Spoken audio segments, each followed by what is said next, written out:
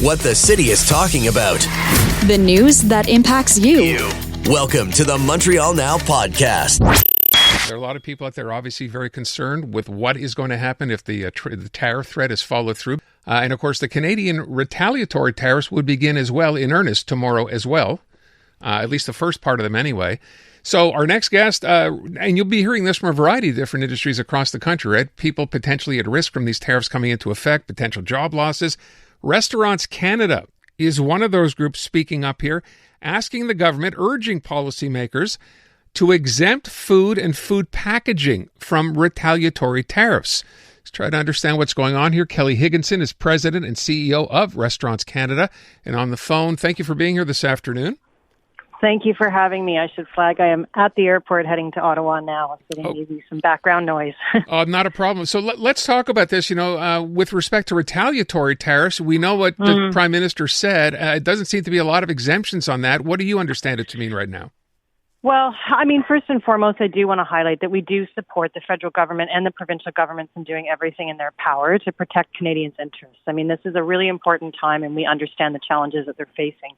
But food really is essential, and I understand that it's going to hit quickly for a retaliatory tariff. Food is perishable. Farmers in the States have to get it up to Canada quickly, and we understand probably why it is highlighted as something that could be a trigger.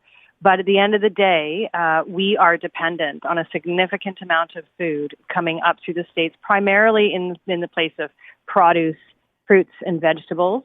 As we look around us out our door right now in Canada and many parts, it's not easy to grow those products for a lot of the year. So until we can find other resources, we are really pushing the government to exempt food from that list. I don't know if you heard Donald Trump earlier today.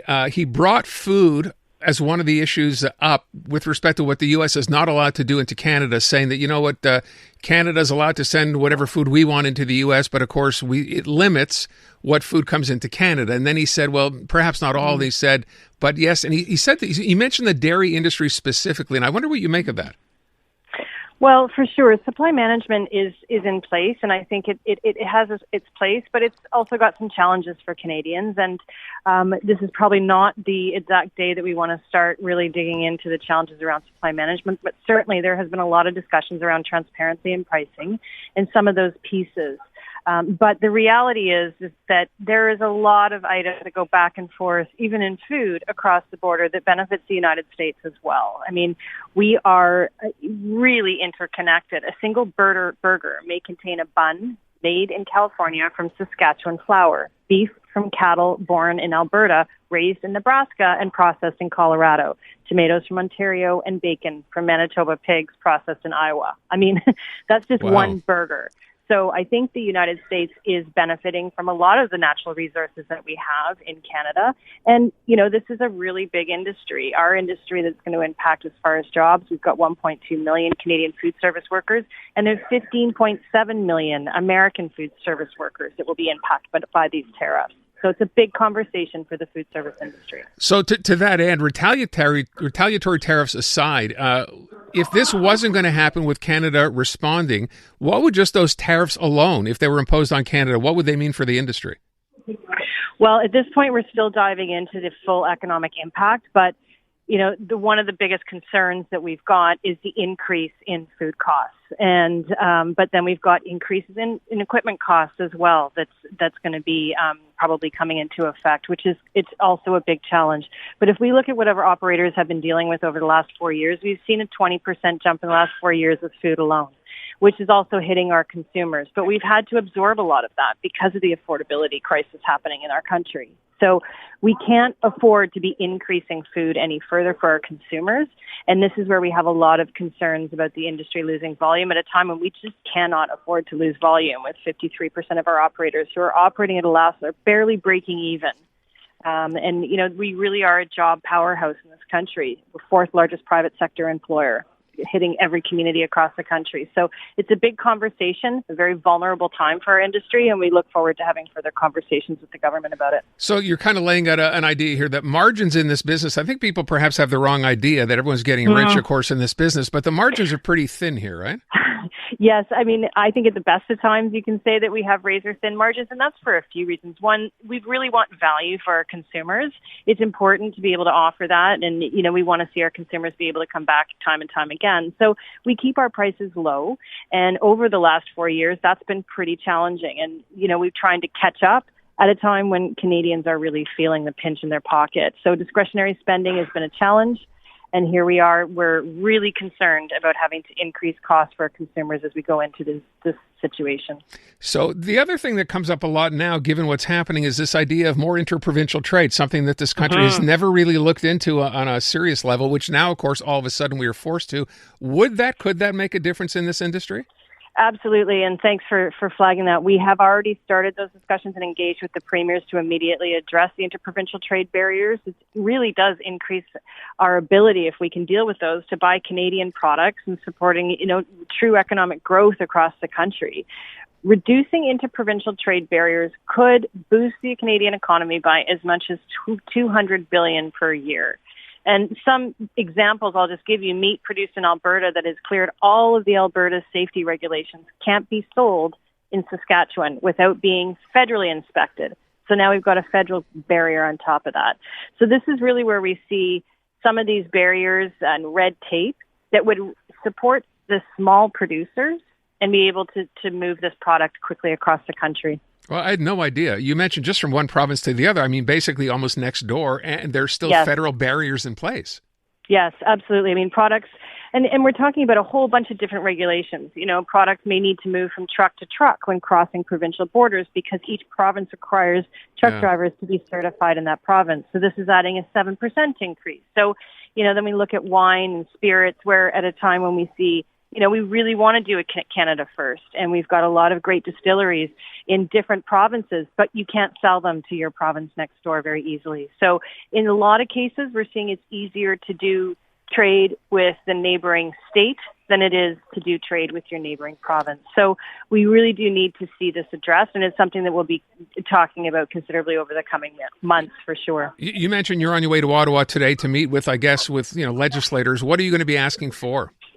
First and foremost, our main priority right now is that food is essential. So we are asking the government to consider exempting the food and food packaging from its response. That's our first conversation. The second conversation is around interprovincial trade, absolutely.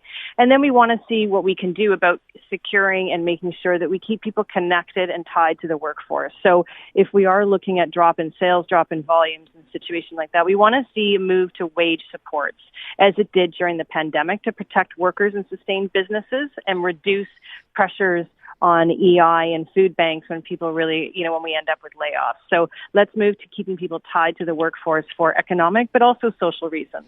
We keep hearing about, what these tariffs may potentially mean in terms of price increases. Have you done the calculation on what this would mean if there is, in fact, a 25% tariff, how much it would increase food prices by?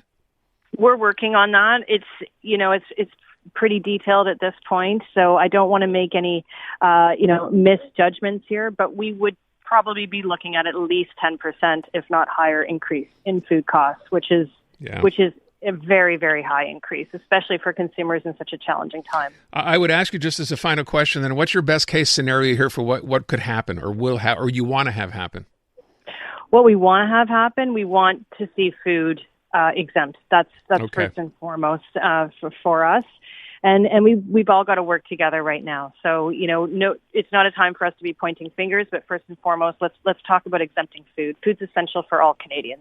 Can I just ask, I didn't understand the part. Can you just really quickly explain? I get the part about food. I think we all do. What is sort of involved in food packaging? Why is that an item? Yeah, it's unfortunate, but in Canada, we do not manufacture enough of the food-grade packaging that we all need to meet our sustainability goals. So this is packaging. This is not plastic packaging. So that is where we are pretty dependent on a lot of the manufacturing coming out of the States, which is, something that we want to look into and maybe see some investment into manufacturing so that we can be Buy Canada first. We've got potentially coffee cups that are made in Canada, but the lids, those disposable lids, are made in the States or come up through the States. So, we've really got to, and I will tell you, it is a lot of those products. So we're not prepared in Canada to obviously go back to all plastic packaging. So we really want to see this dealt with for sure. Okay, wow. Thank you so much. I appreciate it. I wish you luck. Thanks for your time today. Thank you. Take care. Bye-bye. Kelly Higginson, President and CEO of Restaurants Canada. Just one industry looking for the government to clarify here and hope for the best. Bringing you the breaking news and the people making it. Montreal Now with Aaron Rand. CJAD 800. John Manley was a deputy prime minister, minister of finance in Jean Chrétien's government. Chances are you remember the name, but it came to light again a couple of weeks ago when John Manley decided to pen a piece in the Globe and Mail. I'd like to just read you that headline, which says, "Dear Donald Trump, your plan to create the United States of Canada is brilliant." Tongue-in-cheek and explain that way at the end. Mr. Manley is on the phone right now. Thank you so much for your time today. My pleasure. I would ask you, in the wake of what has happened just in the last couple of days, what do you think now about what you wrote? It's still appropriate, I think. I mean, obviously I wrote it tongue-in-cheek, but to deliver some serious messages, and including the fact that this is not a simple matter. There are a lot of differences between Canada and the United States that may appear subtle to many Americans, but are very important to Canadians. And it would not be an easy thing to try to make this work in any sensible way. This is not the takeover of an unpopulated territory in the Midwest in the 19th century. Like, we're not New Mexico with, a few indigenous people and a handful of Mexicans. We're a complicated society with our own institutions, beliefs, and culture, and it's not going to work unless you become a lot more like us. I will point out, when this first came up, I think a lot of Canadians took this as a bit of a joke. And the problem, of course, is since he first brought it up, he's been talking about this idea of Canada as the 51st state on a regular basis, to the point where now some are suggesting, you know what, we need to take this seriously. It's almost like a declaration of war. What's your opinion? I think that if you read his book, The Art of the Deal, you'd have to think that he often starts by asking for 10 times what he wants, and in the hope that he can get what he wants. So I would still put it in the category of he's overreaching. He doesn't really, in the depths of his soul, think that this is at all possible. But I think he considered it as a good tactic to get us fighting among ourselves, create chaos and confusion, and improve the negotiating position that he's in to get the various things that he does want. So you think this is all, at the end of the day, given what you just said, a negotiation ploy for what? For trade concessions? For what specifically? Oh, I think there are some trade concessions. There's also a big demand for military spending, which has been traditionally something that the United States government has wanted of Canada. But I think that this has become much more an issue that President Trump is willing to push. I mean, I noted I was away in the South Pacific in Australia for a couple of weeks. And when I went away, the demand was 2% of GDP to be spent on defense. And by the time I got back, it had gone to 3%. So, I think that there's a big ask there, a big expectation there. And I think that's you've got to see it in that context. So that would be a big one, together with trade concessions. Look, what they're worried about in the United States is the growth of China and China's influence. They want to build some kind of fortress, not just for economic purposes, but for defense purposes in North America. And this is his way of, I think, trying to achieve that. I would ask you, just as a final question, and some have made this point. First of all, if Justin Trudeau got played here by Canada, basically going along with everything Donald Trump was asking for as far as the border is concerned. And secondly, do you think this serves as a real wake-up call for Canada? Question one, no, I don't think he was played. I think he did what any Canadian Prime Minister probably would have done.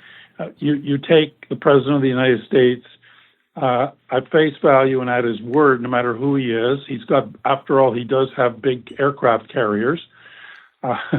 But is it a good wake-up call? I think absolutely it is. I think that we have to adjust the strategy that has worked very well for us over the last 35 years, that we could depend upon our access, almost totally open access to the U.S. market to build our own economy.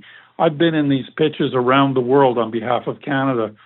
Certainly when I was industry minister and as foreign minister, the theory for investing in Canada has been we've got a country that's rich in natural resources, that's got great people, great talent, a good standard of living, rule of law, and a good ready access to the biggest market in the world.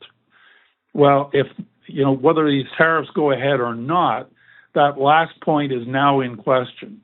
So we have got to revisit what the theory is for why anyone would want to invest in Canada. And we may need to make some serious changes in in our methods of taxation, in our permitting and regulations to get projects done, in the integration of our economy in Canada, in other words, interprovincial trade barriers. There's a list of things that if we can't sell ready access to the U.S. as the reason for investing in Canada, we better get fixed. And if he's given us a wake-up call to do those things, which, by the way, we should have done anyway, then maybe it's to our benefit. Last question, just very quickly. With respect to this 30-day hiatus, if you will, on these tariffs, do you believe that's the end of this, or is this just going to pick up after 30 days? My gut tells me that he's not going to put the tariffs in place because that would be a very hard thing for them to do, and it would have very immediate implications for the U.S. economy. Since the Canada-U.S. Free Trade Agreement in 1989, they haven't been collecting tariffs at the U.S.-Canada border. So they don't even have the paperwork for it in a meaningful way. They don't have the people that are trained and able to do it. So I think it's a practical problem. In addition, as people in the auto sector have said, this would close down production in the U.S. auto sector within 5 days. If that's at all close to being true, I think that he knows that he can't do this. So my gut reaction, I hope I'm right. I don't know, but I hope I'm right, is that this is not going to happen. But in the meanwhile, we're going to have to pretend like it is and get ready for the worst. All right. So we've dodged a bullet. Mr. Manley, I want to thank you so much for your time. Very much appreciate it. My pleasure. Thank you. The very latest news, reported and discussed. Welcome back to Montreal Now on CJAD 800.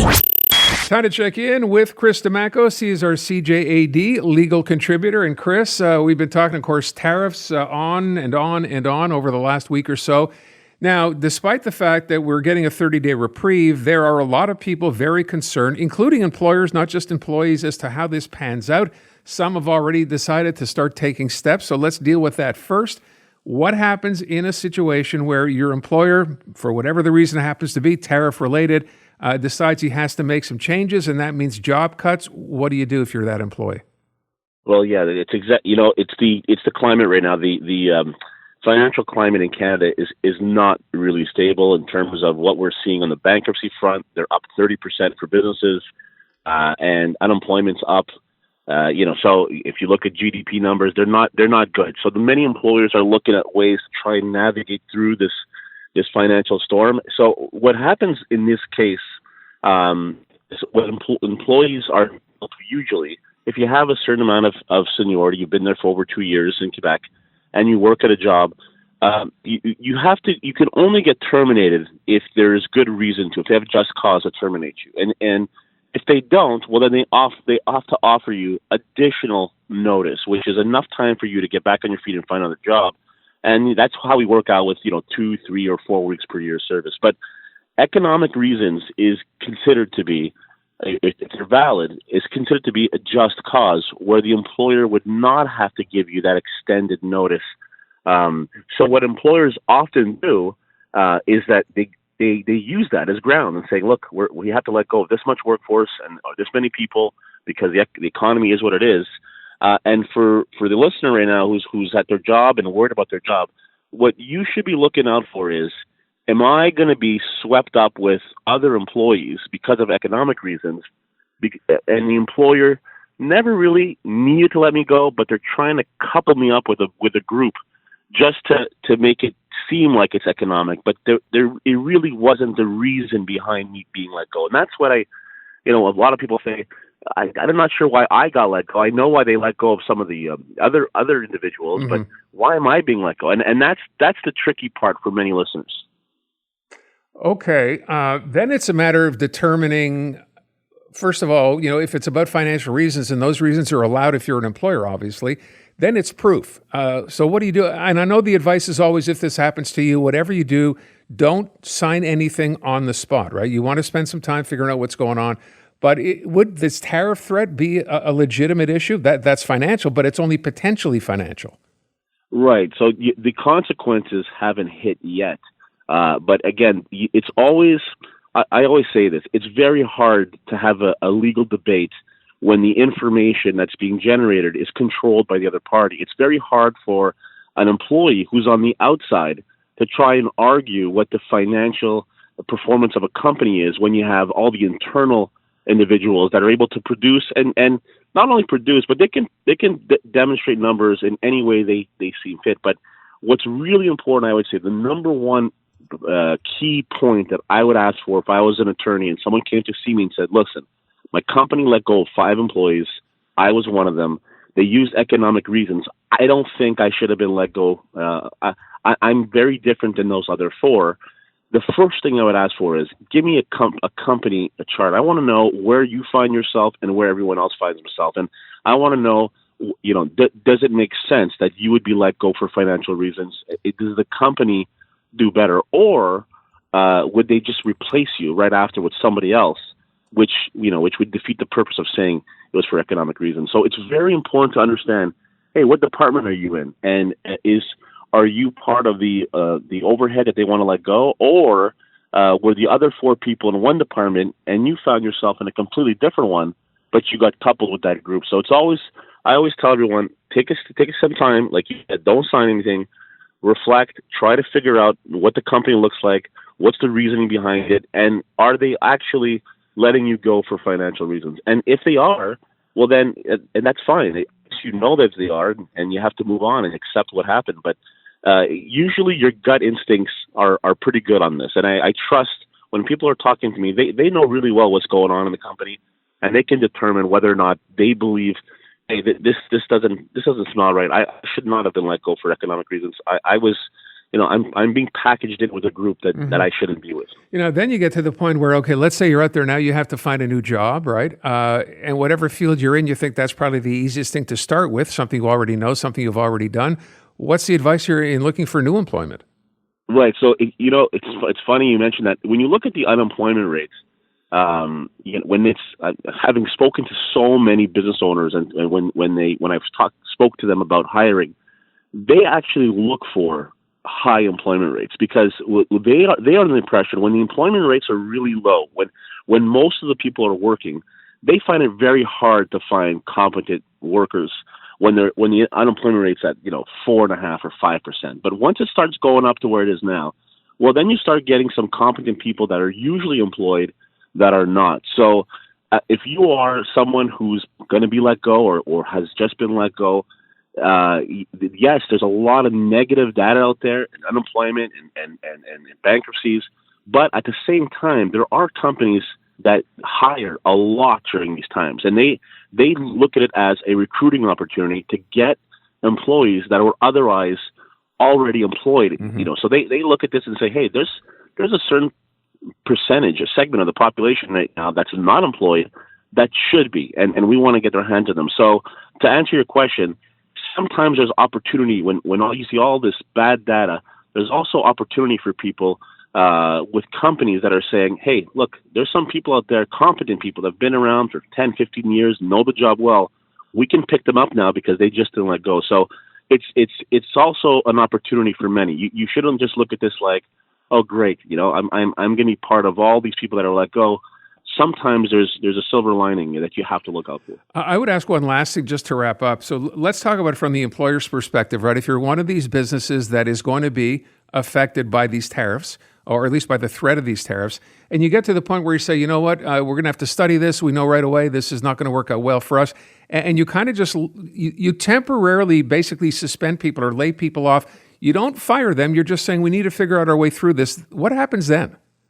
Right. So that's a good point. And companies do exercise that option. You're allowed to lay someone off temporarily, and the job relationship is not severed. You still have a job. You've just been laid off temporarily. And if it goes past a certain time, you go past 6 months, well, then you're considered to have been let go permanently. But that's an option that companies can use. And while you're being laid off, you still are employed by that company, and you can still try and seek some benefits from the federal government to try and compensate you during that time. But no question that it is an option. And I can tell you this from personal experience. As of Sunday, we've been working, day and night trying to navigate through this with not just what your company's doing, but you have to figure out what every other company is going to be doing with these tariffs, because you rely on them as well. So you're absolutely right. There was a lot of volatility, a lot of uncertainty, and companies, although there is a delay, they haven't let it go. They're still preparing for the possibility of these tariffs going up, because it would change the game drastically. All right. And that's where we leave it. Chris, thank you so much. Appreciate it. Thanks, Aaron. Because you don't want to miss a thing. Montreal Now on CJAD 800. All right, let's take a look at the week in tech. Carmi Levy joins us, CTV tech analyst. And Carmi, I think last week we started by talking about DeepSeek, which had taken the tech world by storm. Well, the storm continues, but I suggested to you today maybe DeepSeek is in deep trouble. What's going on? They are. We've seen no fewer than 3 reports, Aaron, that suggest that DeepSeek's security problems are more than skin deep. Cisco tested it against other models, and they basically threw a bunch of prompts at it that were designed to see if it could go off the rails. Would it answer a question about maybe committing a crime or building a bomb? And all of the other models managed to say, nope, can't answer that one. Whereas DeepSeek, in every single case, it answered the problematic question. In other words, it had what's called a 100% attack success rate. It failed to block a single prompt. Encrypt AI, which is a research company, they found that it's upwards of 11 times more likely to go off the rails compared to the competition. So things like biased content, toxic content, extremist-leaning content, it's about 10 to 11 times more likely to display that compared to the other models.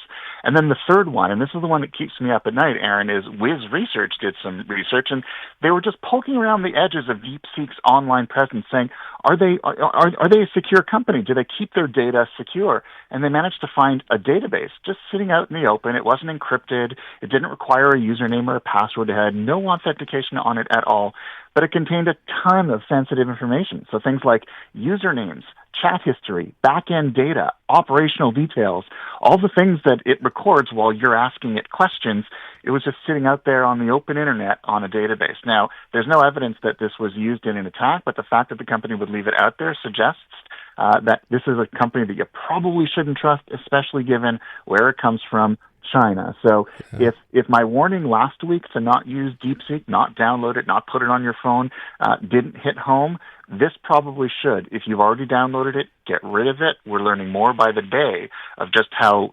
unsecure this particular app is and how little we can trust the company that brings it to us. Okay, so good news for NVIDIA, I guess. Okay, let me move from that and talk about really what the most important item today is beyond that, the fact that apparently Google's AI Super Bowl ad is wrong, Carmi, about cheese. I'm sorry, what? Yeah. So they're advertising Gemini AI, which is Google's AI platform, and they had a bunch of commercials. They released them digitally. The plan is, I believe, to show them on the Super Bowl itself. And one of them, it showed that it generated text that says Gouda accounts for 50 to 60% of the world's cheese consumption, basically saying it's the most popular cheese in the world. Well, you do a little bit of research on the web and you realize that's not the case. It isn't the world's most popular cheese. Maybe in some communities it is. I love me a good hunk of smoked Gouda, but globally it's not the world's most popular cheese. So there's been a lot of backlash online, and Google's response to it is, well, check the web. This isn't a hallucination. Gemini is grounded in the web. Users can always go to the web to check results and references, which kind of makes me wonder, then why bother asking Gemini at all if it can't get it right? And I think this is an early example of what happens. We're starting to use chatbots more to get the answers that we need, and we're starting to use search engines like Google less. So they don't always get it right. We may have to keep both Google search and AI chatbots in our toolkit, and we may have to check them against each other because sometimes, especially now, it looks like they're not getting it right. I would try Gouda on a nacho plate. I hear it's really good, but I'm certainly not going to use Gemini AI to get the recipe. It's funny you say this. So I use ChatGPT more and more every day, and it's a wonderful resource, right? But then I was doing something on Canadian companies because, of course, we're talking about what's really Canadian-owned, what's not. And one of the answers, because I asked it, which of these are Canadian companies that we think are American companies we think are Canadian, right? And it gave me back the Montreal Canadiens. And it said that the Molson family was an American family, and I'm like, wait a sec. So the next prompt was, no, Jeff Molson is Canadian or whatever. The Molson said, oh, sorry, my mistake. So it's certainly not perfect. It isn't. And the longer you converse with a chatbot, the more likely it is to go off the rails. The deeper you read into a list of examples, the more likely that that you'll run into an incorrect reference. And I think the lesson here is that we should have a little bit of suspicion with everything that comes back from a chatbot. It gets most things right, but not all. And so make sure that when you're reading something off of a chatbot and it's giving you an answer, check where it comes from, check the source. Open up a tab on your browser and do a little bit of digging on your own, which is what you probably should have been doing all along anyway. Never trust sources until you've eyeballed them yourself. But this is especially the case with chatbots because chatbots don't always make it obvious where they're getting their information from. And in many cases, it's wrong. They're searching the web, they're grabbing information that may not have been vetted, and they're taking it as truth when that isn't the case. So buyer beware. We've got to become better filters when we consume content generated by a chatbot. So Otherwise, we may be in for a nasty surprise. Yeah, I would ask you as a tech professional, so between all the chatbots that are out there and Google's and Microsoft's, what do you use, or do you use just one? I use different. So I use a whole bunch for exactly that reason, because I don't trust one 100%. Okay. So I will open up ChatGPT. I will open up Google, Anthropic's Claude. I will open up Microsoft Copilot, and I'll kind of play them against each other. And then I'll also use regular old Google searches to go directly to a source if I want to double check that as well. So I use a number of different tools at the same time, and I would suggest that we all do that as well. Don't rely exclusively on one. Use different ones, and only be comfortable with an answer when you've seen where it comes from. Confirm the source, and then you're okay. Okay. Let's move on from that to, speaking of apps, though, Apple's got a new iPhone app to manage your social life. What's this about? Yeah, so it's called Apple Invites, and basically what it is you know how like when you book a meeting at work and you invite a bunch of people, and it shows up in their inbox, and all it is a link, and it looks very corporate, and it isn't very fun. Well, there isn't an equivalent like that for you and me for, maybe having a party or a get-together, going out for dinner with a bunch of friends. And so that's really what this app is all about, is that it's designed for social connections. So that, if you're having a get-together at your house or a party or a surprise party, you send it out from your iPhone. You can include photos from your photo archive, or you can use Apple Intelligence to create a photo for you. You can have guests contribute their own photos to it so that, after the party is done, you can share photos on it. You can share soundtracks on it too. Basically, it's almost like a social media experience for invitations. It makes it more fun, easier to use.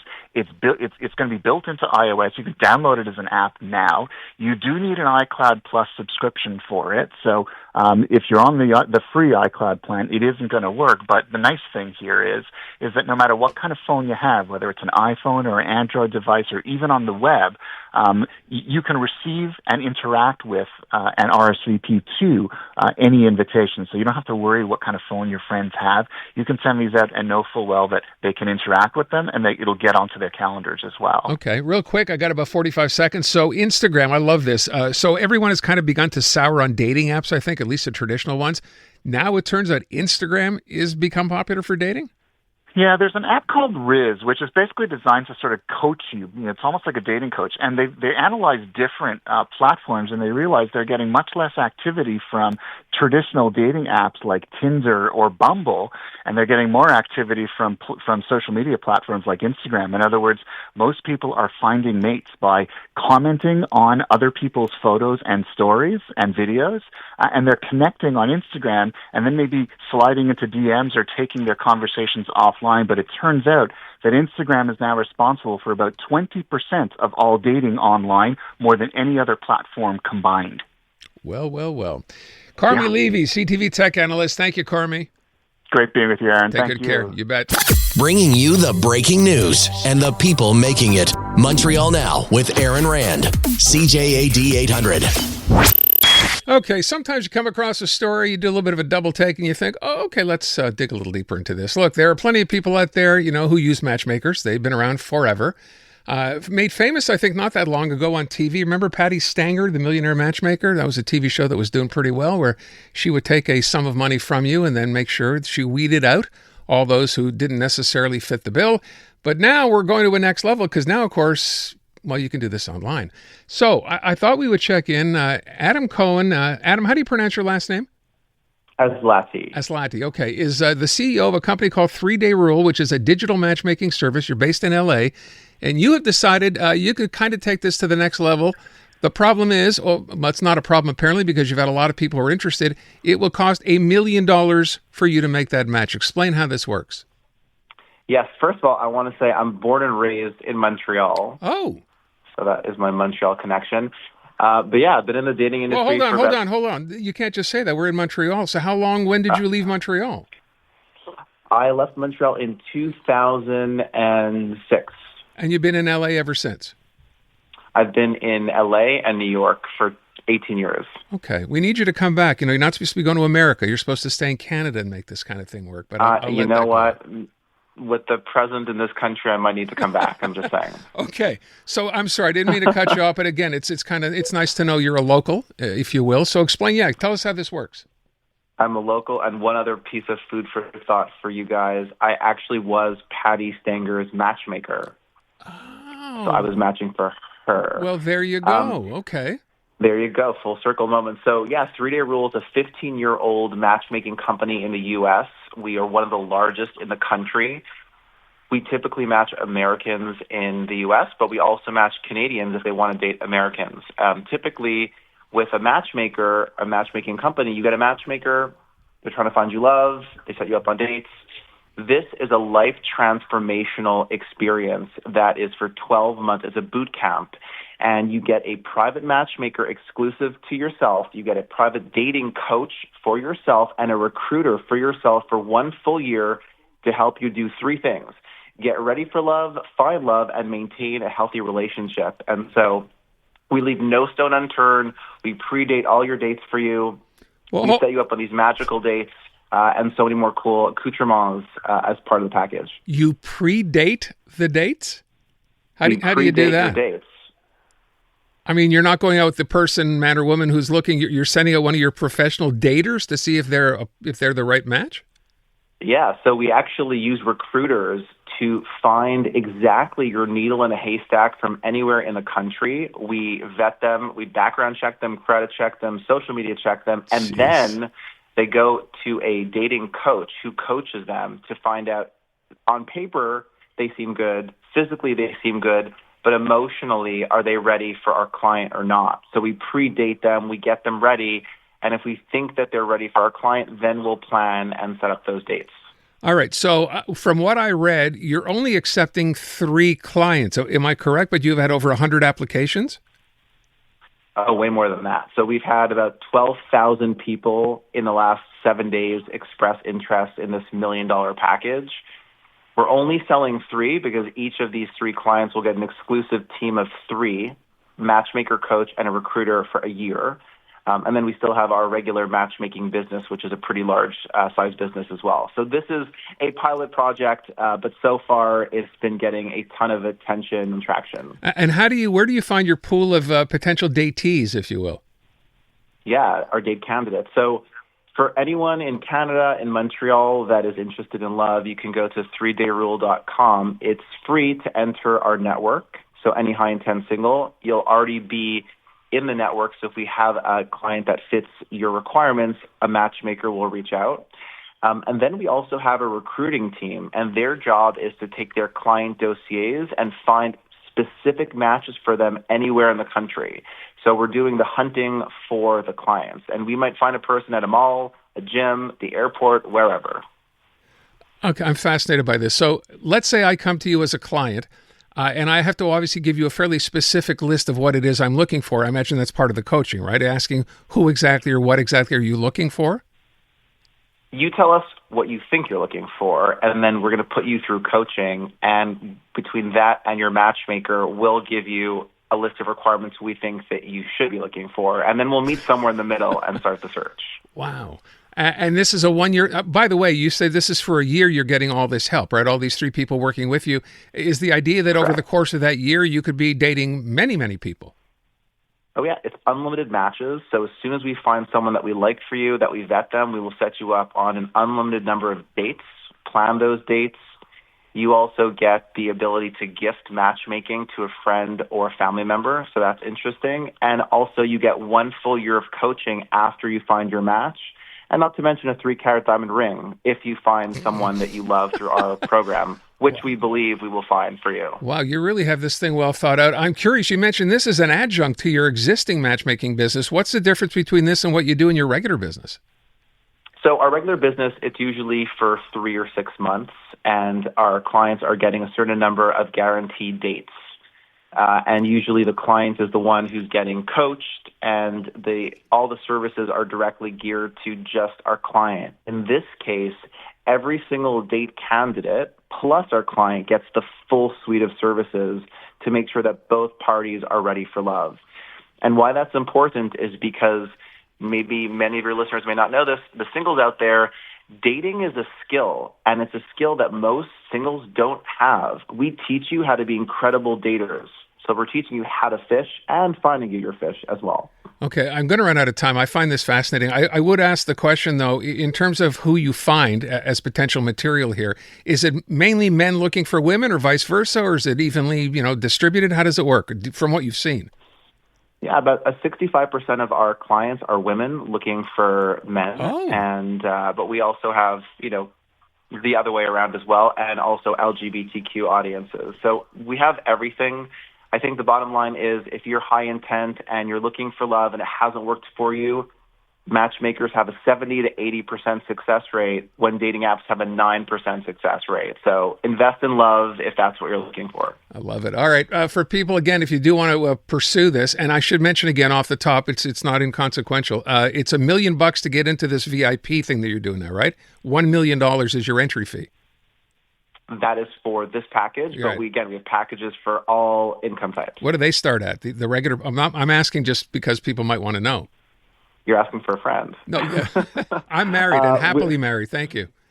You can enter the database, our network, for free, and then for a few $1,000s, you can get your own private matchmaker and coach as well. Okay, and tell everybody, what's the site again? It's 3dayrule.com. You can also drop me an email, adam@3dayrule.com. Okay. Again, I'm a local Montrealer, proud Montrealer, and excited to help any single Montrealers find love have you helped as long any, as it's in the U.S. Have you helped any yet? Yes, of course. Montrealers? Many. Yes, of course. Wow. Adam, next time you come... It's my prime demographic. Yeah. I'm a proud Montrealer. Good for you. Next time you come back to Montreal, get in touch. We'd love to have you here on the show and come in, okay? You got it. All right. Anytime. Take care. There you go. For $1 million, you get a year's worth of everything, including what did he say? The 3-carat ring that they will get you as part of your $1 million. I love this. What a cool idea. And obviously, once this became public, what do you say? We went from 100, a couple of people, or a couple of hundred, to several thousand now who want to take advantage. It's pretty crazy. This has been the Montreal Now podcast. Listen live on your radio weekday afternoons from 2 to 6 on CJAD 800 or through the iHeartRadio app.